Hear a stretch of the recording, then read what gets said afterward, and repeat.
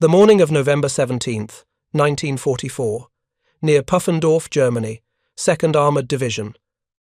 A Sherman tank commander stood in his turret, scanning the tree line through winter fog. His gunner had just loaded their last high-velocity armor-piercing round, one precious shell, one of perhaps 5 his tank had received that month. The rest of their ammunition was standard M62, which everyone knew was useless against a Panther's front. Through his periscope, the commander spotted movement. The distinctive silhouette emerged from the mist, low, sloped, unmistakable. A Panther, at roughly 900 yards. The German tank's commander was visible in his cupola, apparently unconcerned. Why would he be? His frontal armor had shrugged off every American tank gun for months. The Sherman commander faced an impossible calculation. His standing orders, based on intelligence bulletins from 1st Army, said aim for the turret mantlet, the rounded gun shield, a difficult target at this range, but penetrable with HVAP if you hit it square. But some crews had heard rumours, whispers passing through maintenance depots and replacement centres. The new tungsten rounds could punch through the Glacis, the sloped front hull that intelligence said was invincible, through 13.9 centimetres of effective thickness when hit straight on, nearly 20 centimetres when hit at an angle. The rumours said it worked at 1,000 yards, maybe more. If you're enjoying this deep dive into the story, hit the subscribe button and let us know in the comments from where in the world you are watching from today. But the Sherman commander knew the mathematics of tank combat. He knew that his predecessors had died learning what worked and what didn't. He knew that intelligence existed for a reason, yet he also knew that intelligence could be wrong.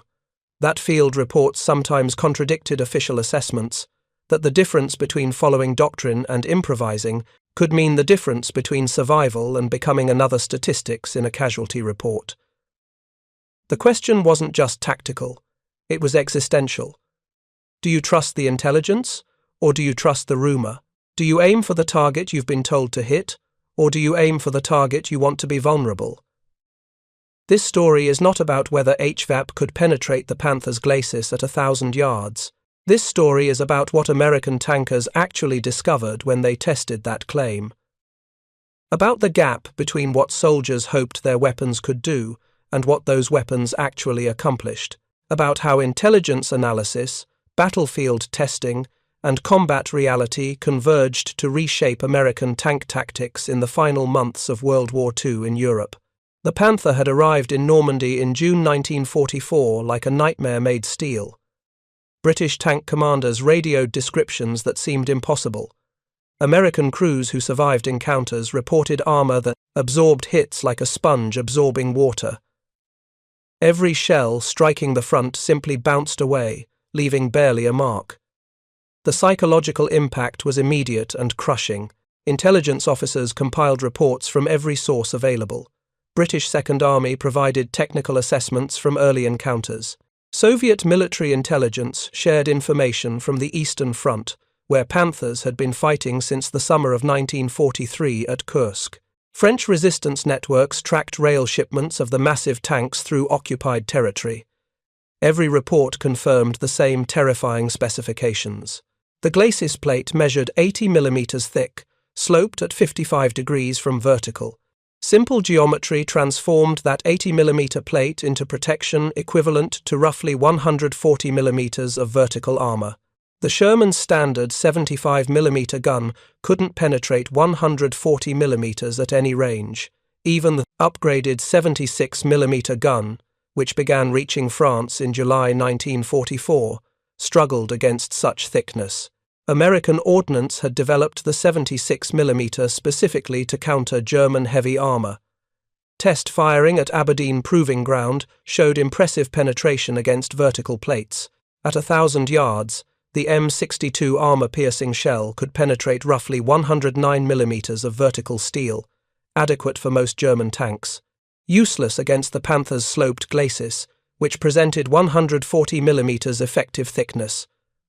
The problem was not just thickness, the problem was angle. Projectiles striking sloped armor at oblique angles lost penetrating power dramatically. The physics were unforgiving. A shell designed to punch through vertical armor would ricochet off sloped armor of lesser thickness. The Panthers' designers understood this principle perfectly. They had copied it from the Soviet T-34, which had shocked German forces in 1941 with exactly this advantage. American tank crews learned the Panthers' capabilities through the hardest school imaginable: combat. The first major encounter occurred during Operation Cobra in late July 1944. The 2nd Armored Division, spearheading the breakout from Normandy, ran into Panthers near Coutances. Sherman commanders who had trained to fight Panzer IVs suddenly faced an entirely different opponent. The after-action reports made for grim reading. Panthers engaging from ranges exceeding 1,500 yards, Sherman crews closing to within 800 yards before their guns could achieve penetration, not against frontal armor, against side armor, which measured only 40 millimeters and could be penetrated by the 75 millimeter gun at reasonable combat ranges. But reaching the sides required flanking. Flanking required movement. Movement under fire from a gun that could destroy a Sherman at ranges where the Sherman couldn't effectively respond. The kill ratio was devastating. Intelligence analysts estimated it took 5 Shermans to destroy 1 Panther, not because American crews lacked skill or courage, because American tanks lacked the firepower to engage Panthers frontally. The mathematics were simple and brutal. 5 tanks approach. The Panther destroys 3 before they can close to effective range. The remaining 2 flank and penetrate the side armor. 1 Panther destroyed. 3 Shermans lost. The Germans could not afford to trade 1 Panther for 3 Shermans, given American production advantages.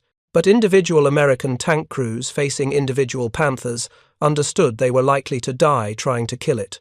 General Dwight Eisenhower, Supreme Commander of Allied forces in Europe, received the reports with growing alarm.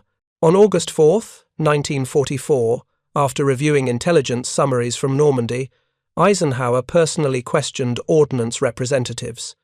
The exchange, recorded in multiple sources, captured the crisis precisely. Eisenhower demanded to know why the new 76mm gun could not defeat the Panther. Ordnance had assured him, before D-Day, that the 76 would handle any German tank. The ordnance officers explained the technical reality. The M62 armor-piercing shell performed adequately against vertical armor. Against the Panther's sloped Glacis, which presented 140 mm effective thickness at a 55-degree angle, the M62 simply could not achieve penetration, not at 1,000 yards, not at 500 yards, not at point-blank range. The slope defeated the shell regardless of range, but ordnance had a potential solution, a weapon they had developed without explicit Army Ground Forces request: high-velocity armor-piercing rounds, HVAP. Tungsten-cored subcaliber projectiles that achieved dramatically higher velocities and penetration than standard ammunition. The technology was not new, the concept dated to the 1930s, but manufacturing tungsten-cored ammunition required tungsten, a strategic material in desperately short supply. Every HVAP round represented tungsten that could not be used for other critical applications. The decision to produce HVAP in quantity represented a strategic calculation. Tungsten was so valuable that using it for ammunition seemed almost wasteful. But watching Shermans die to Panthers because they lacked adequate ammunition seemed more wasteful still. Production authorization came through in July 1944. 1,000 experimental rounds were airlifted to Europe for immediate testing. The testing board convened at Isigny, France, on August 19, 1944. The location was deliberate. First Army had established a firing range there using captured German equipment as targets. 3 Panther tanks, captured intact during the Normandy fighting, sat waiting. The board's mission was straightforward: determine whether HVAP ammunition provided American crews a fighting chance against Panthers frontally.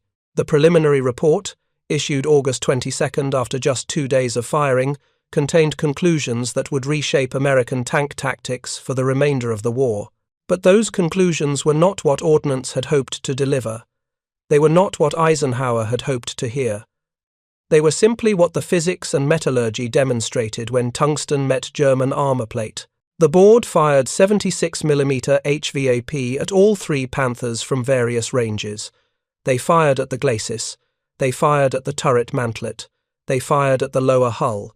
They documented every hit, every penetration, every failure. They compared HVAP performance to British 17-pounder ammunition, which used a different approach to the same problem. They compiled data that would be distributed throughout American armored units within weeks. The results revealed a weapon that was effective, but not magic. HVAP represented a significant improvement over standard M62 ammunition. At close range, HVAP could accomplish penetrations that M62 could never achieve. But HVAP also had limitations that rumours and hope had obscured. The tungsten core, while harder and faster than steel, still obeyed physics, still faced the problem of sloped armour, still lost effectiveness at range. The board's conclusions stated explicitly that neither 76mm HVAP nor British 17-pounder armour-piercing shells can be depended upon to penetrate the Glacis plate of the Panther in one fair hit on average quality plate. At 200 yards, one HVAP round out of 4 penetrated the Glacis, the other 3 failed.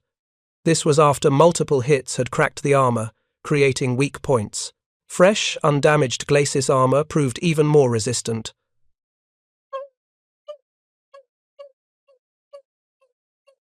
The turret mantlet told a different story. The curved 100mm gun shield that protected the Panther's main armament was vulnerable to HVAP at ranges up to 1,000 yards. British 17-pounder ammunition could penetrate it at even greater distances. This information was crucial. It gave American crews a specific aiming point, a target they could actually penetrate. But the mantlet was a difficult target for multiple reasons. The curvature meant that shells striking too high would ricochet upward harmlessly. Shells striking too low would ricochet downward, potentially into the thin hull roof armour, but more likely into the ground. Effective hits required striking the middle section of the mantlet, a target area perhaps 30 centimetres tall at ranges where the entire Panther appeared as little more than a silhouette. The accuracy required was daunting. The stress of combat made it more so. The lower hull presented another potential target. The belly plate, less steeply angled than the Glacis, measured 65mm thick at 55 degrees. HVAP could penetrate it at close range, perhaps 300 yards, perhaps less. But the lower hull was often obscured by terrain. Panthers fighting from hull-down positions showed only their turrets.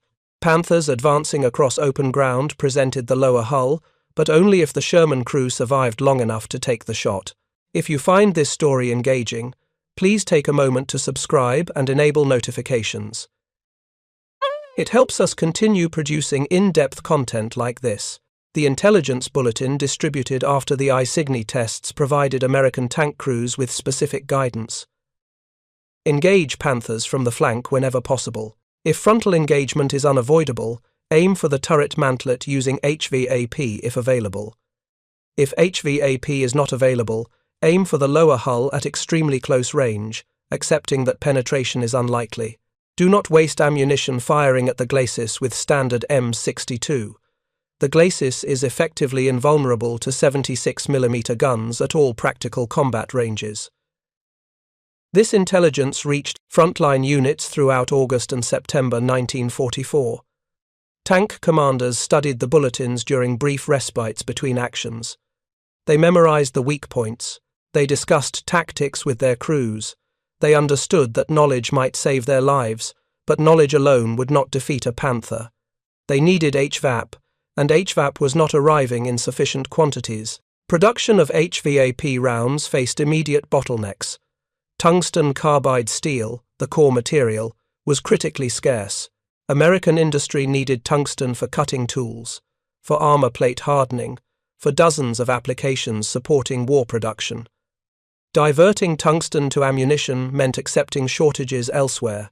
The initial production target of 43,000 rounds per month was abandoned almost immediately as unrealistic. Even the reduced target of 10,000 rounds per month was not achieved until November 1944. The first 1,000 rounds, produced in July, went to Isigny for testing. The second 1,000, produced in August, were divided among tank destroyer battalions, which received priority allocation. The remaining few hundred rounds were distributed to Sherman battalions almost at random, based on whoever happened to requisition ammunition when HVAP was actually available at supply depots. The allocation system created bitter frustration among tankers who knew HVAP existed but could not obtain it. A Sherman battalion might receive 50 rounds total for an entire month. Divided among 60 tanks, that meant less than 1 round per tank. Tank commanders received explicit orders. HVAP was to be used only against heavy German armour, only when standard ammunition proved ineffective. Only when the tactical situation absolutely demanded expenditure of irreplaceable ammunition. By February 1945, the average 76mm Sherman had received a total of 5 HVAP rounds since the ammunition's introduction. 5 rounds over 6 months, less than 1 round per month. Some tanks received none at all. Some received 10 or more through luck or aggressive requisitioning by supply sergeants who understood the system. The distribution was chaotic, reflecting the desperate shortage of a weapon everyone wanted but industry could not provide in adequate numbers. The scarcity created psychological pressure that intelligence officers had not anticipated. Crews hoarded HVAP rounds like precious metals. They debated endlessly whether a particular tactical situation justified using one. They second-guessed decisions not to fire when Panthers appeared. They agonized over shots that missed, wasting irreplaceable ammunition. The knowledge that an HVAP round might save your life, combined with the knowledge that you possessed perhaps one such round, created stress that standard ammunition never generated. The combat reports from late 1944 revealed patterns that the Isigny tests had predicted, but field commanders still found surprising. Panthers were being destroyed frontally by 76mm guns with HVAP ammunition, but the hit locations told a specific story. Nearly all penetrations occurred through the turret mantlet or the lower hull. Almost none occurred through the Glacis. The 644th Tank Destroyer Battalion, equipped with 3-inch guns that fired projectiles identical to the 76mm HVAP at identical velocities, compiled detailed records during the Battle of the Bulge. They destroyed numerous Panthers during the fighting around Rocherath, Krinkelt, and Würzfeld. In December 1944, their report documented the ammunition used and the hit locations. Of 37 Panthers engaged, 23 were destroyed or disabled by HVAP hits. 16 of those penetrations occurred through the turret mantlet. 4 penetrated the lower hull. 3 penetrated the side armour after flanking manoeuvres. None penetrated the Glacis. Not one. The Glacis absorbed multiple hits without penetration in several engagements. Shells struck, armour cracked, but the protection held. German reports provided confirmation from the opposite perspective. A captured German army document from late 1944, translated by American intelligence, discussed the significant effect of a new US shell on Panther tanks. The document described HVAP as dangerous to the turret and lower hull, but noted that the Glacis remained secure. German tank commanders were advised to position their vehicles to minimize exposure of the turret and lower hull, maximizing the protection offered by the sloped upper plate. This tactical adjustment reflected German understanding that while the Panther's frontal protection was formidable, it was not absolute.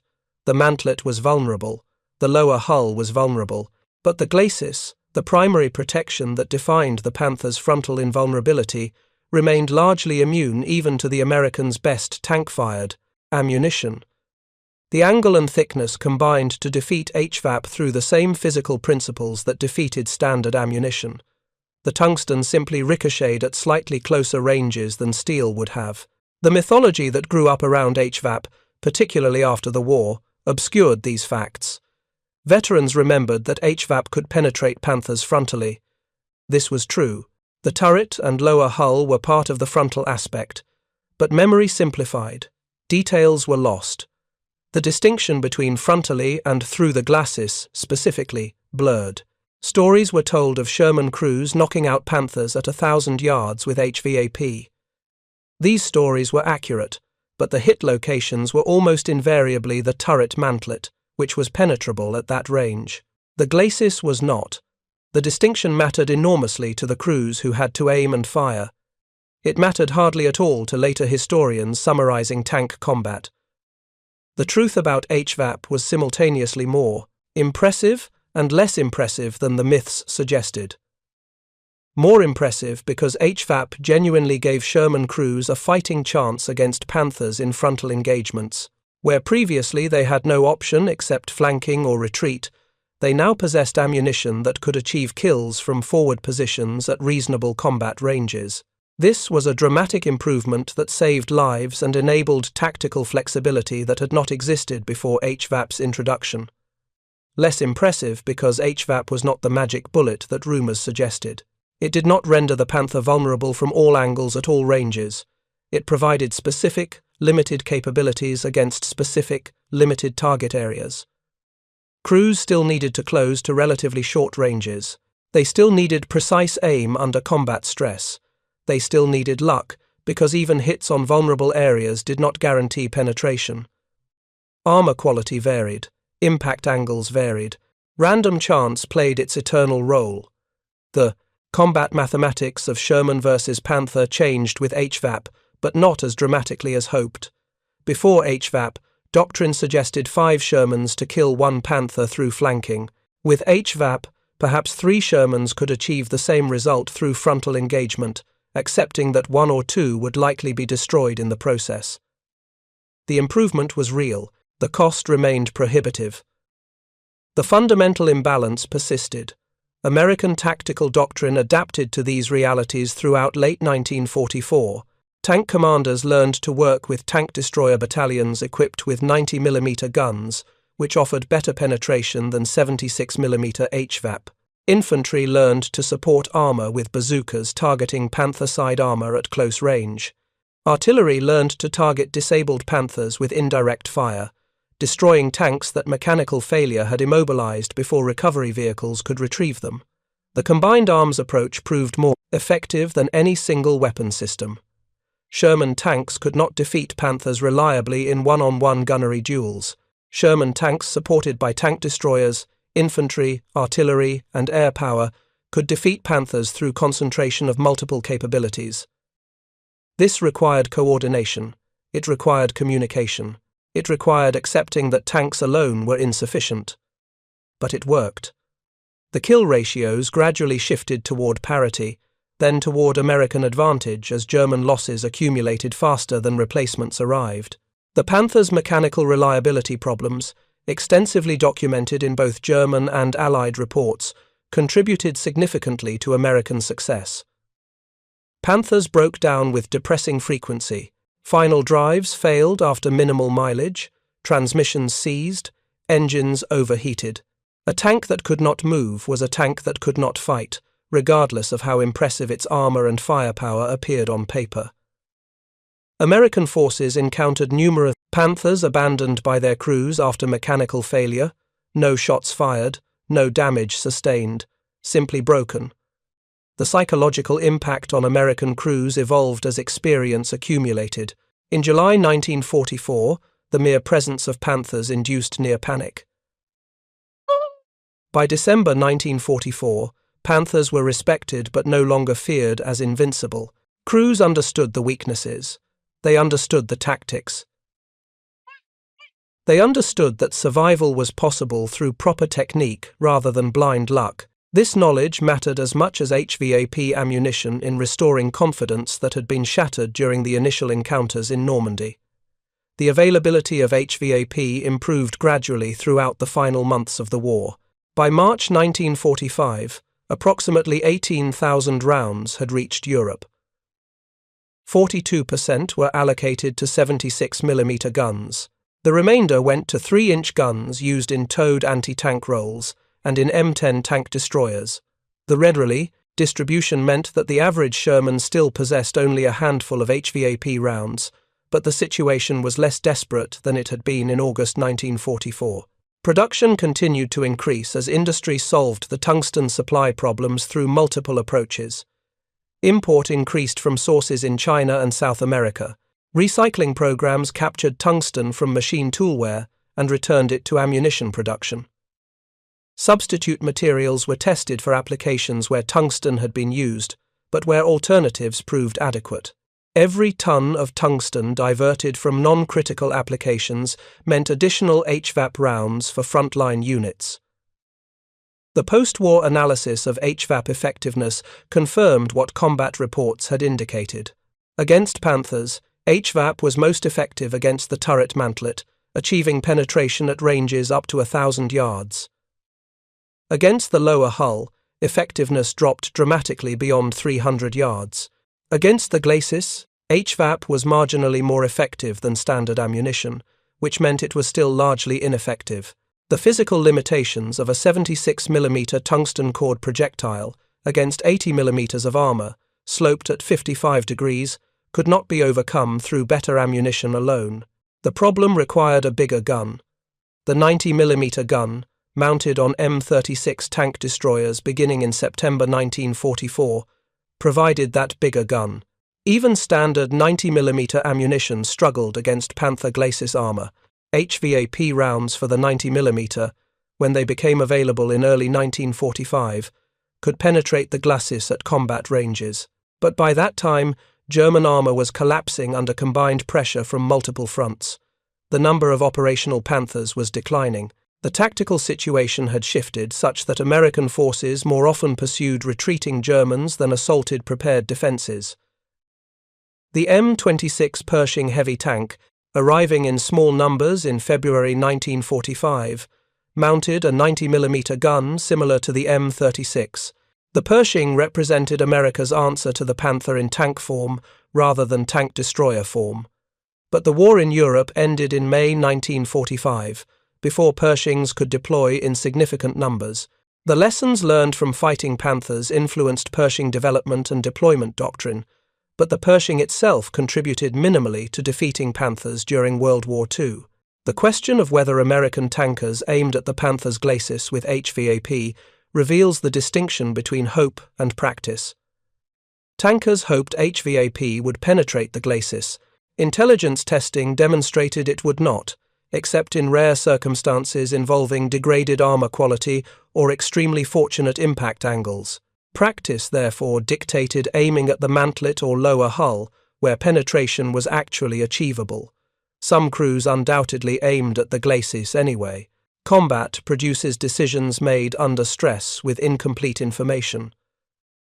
A crew that had heard rumors about HVAP penetrating Glacis armor might aim there despite intelligence guidance to the contrary. If they achieved penetration, they would remember it as confirmation that HVAP worked against the Glacis. If they failed to penetrate, they might attribute failure to poor aim or bad luck rather than physical limitations of the ammunition.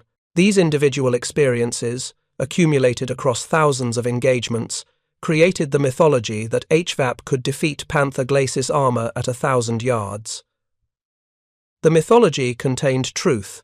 HVAP did defeat Panthers at 1,000 yards. But the specific claim that it penetrated the Glacis at that range was false. The mantlet was penetrable at 1,000 yards, the Glacis was not. The distinction was crucial to crews making life-and-death decisions about where to aim. The distinction became irrelevant to post-war narratives, summarizing American victories over German armor. Thank you for watching. For more detailed historical breakdowns, check out the other videos on your screen now, and don't forget to subscribe.